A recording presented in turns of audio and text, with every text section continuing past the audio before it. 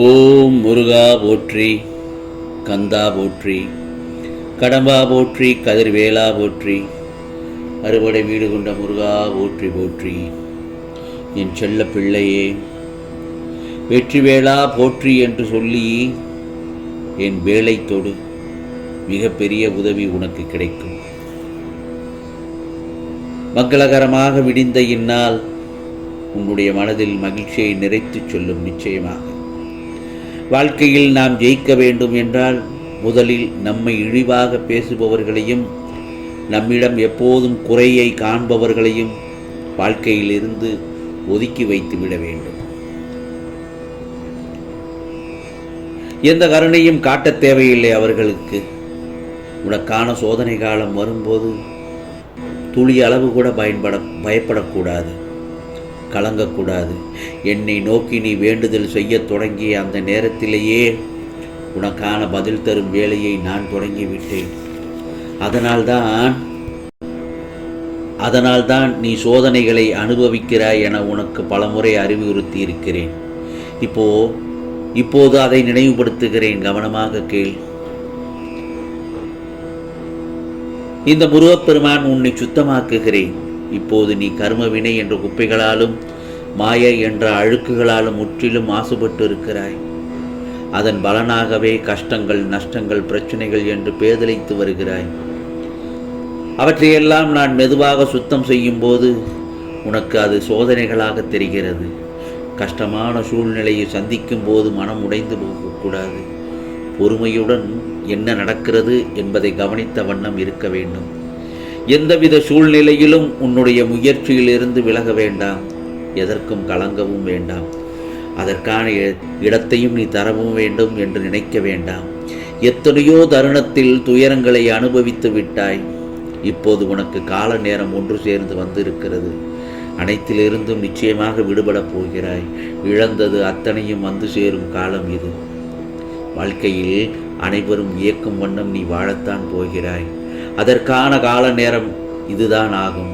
உனக்கு தடங்களாக காரியங்களும் தாமதமான காரியங்களும் வெற்றிகரமாக நிறைவேறும் தருணம் வந்துவிட்டது. ஆகவே சோதனை காலங்களை எல்லாம் எதிர்த்து நின்று தாண்டி வந்த நீ உன் வெற்றி காலங்களில் ஏன் சோர்ந்து போய் விடாதே? அதை அனுபவிக்க வேண்டாமா? வெற்றியை இனி அனுபவிக்க வேண்டுமா? அதற்கான நேரம் என்பது சர்வ நிச்சயமாக இதுதான். பல தடைகளை தாண்டி வந்த நீ சந்தோஷ தருணங்களை தவறவிடக்கூடாது என்பதற்காகத்தான் இந்த முருகப்பெருமான் உனக்கான ஒரு தங்க வேலை அனுப்பியுள்ளேன். வெற்றி வேளா போற்றி என்று சொல்லி என்னுடைய வேலை தொடு. பிறகு வார், உனக்கான ஒரு நல்லதொரு திருப்பமும் உனக்கான ஒரு பெரிய உதவியும் கிடைக்கும். உனக்கு எல்லாம் சுபமாகவும் நலமாகவும் அமையப் போகிறது. யாம் இருக்க பயம் ஏன்? ஆம் செல்லமே, நான் இருக்கும்போது நீ எதற்காக பயப்பட வேண்டும்? நீயே எதிர்பாராத வகையில் உன் முருகப்பெருமான் திடீர் அதிர்ஷ்டத்தை உனக்காக கொண்டு வரப்போகிறேன். ஏன் இவ்வளவு அவசரப்படுகிறாய்? ஏன் இவ்வளவு பதபதக்கிறாய், கோபப்படுகிறாய்? வாழ்க்கையில் நீ சந்திக்கும் தோல்விகளால் சோர்வடைந்து இதற்கு மேல் நான் போராட முடியாது என்று நினைக்காதே. வெற்றி தோல்விகளை குறித்து கவலைப்படாமல் உன் லட்சியத்தை நோக்கி முன்னேறிச் செல். அந்த நம்பிக்கையே உன்னை வெற்றி பெறச் செய்யும். ஒரு காரியத்தை செய்யும் முன் என்ன செய்கிறோம், எதற்காக செய்கிறோம் என்று தெளிவுடன் செய்தால் அதில் தோல்வியே ஏற்பட்டாலும் அது உனக்கு ஒரு பெரிய பொருட்டாகவே இருக்காது. அந்த அனுபவமே உனக்கு மீண்டும் ஒரு செயலில் ஈடுபட்டு வெற்றி பெற மிகவும் ஈஸியாக இருக்கும். ஒன்று மட்டும் நல்லா தெரிஞ்சுக்கோ, தேவையற்ற எண்ணங்களை சுமக்கும் வரை வாழ்வில் நிம்மதி என்பது சாத்தியம் இல்லாததாகத்தான் இருக்கும். நாம் எத்தனை தானங்கள் செய்தாலும் பிறரிடம் காட்ட வேண்டிய தானம் நிதானம்தான். ஆகவே உனது வாழ்க்கையில் சிலரை மறந்து விடு, சிலரை மன்னித்து விடு, சிலரை கடந்து விடு, சிலரை வெறுத்து விடு. எவரையும் தூக்கி சுமக்க வேண்டாம். பிறகு உன் வாழ்க்கை சுமையாகிவிடும் என்பதைத்தான் உன் முருகப்பெருமான் உனக்கு ஞாபகப்படுத்துகிறேன். எந்த ஒரு சிந்தனையிலும் மன அழுத்தத்தோடு எதையும் சிந்திக்க வேண்டாம். அது ஒருபோதும் வெற்றியை தராது. அதே நேரத்தில் புன்னகையோடு சிந்தித்து பார். உனக்கான புது அறிவு பிறக்கும், வெற்றியும் கிடைக்கும், நல்ல மரியாதையும் கிடைக்கும். நல்ல குணம்தான் மரியாதையை பெற்றுத்தரும். வானம் என்றால் 1000 நட்சத்திரங்கள் வரும், வாழ்க்கை என்றால் 1000 துன்பங்கள் வரும். ஆகவே தன்னம்பிக்கை இருந்தால் துன்பம் அனைத்தும் மறைந்து போகும். என் செல்லமே, நீ எந்த ஒரு விதத்திலும் யாரையும் காயப்படுத்தவில்லை தானே?